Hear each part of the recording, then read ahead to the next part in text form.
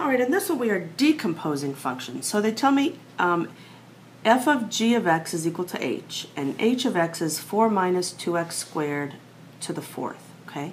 So remember this is f of g of x is equal to 4 minus 2x squared to the fourth.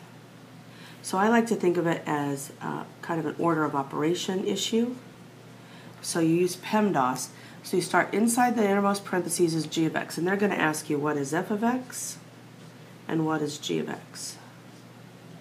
Okay, we're going to do g of x first because it's inside, and the innermost thing here, because it's in the parentheses, is 4 minus 2x squared. So that's what g of x is, 4 minus 2x squared.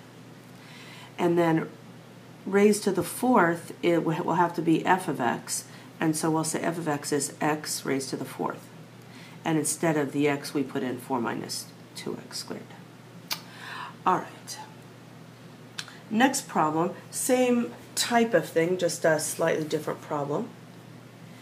And they tell us h of x is 2 over the square root of x plus 3, where f of g is equal to h. So this is going to be the same thing, that f of g of x is equal to 2 over square root of x plus 3. Okay, and so we need to find f of x, and we need to find g of x.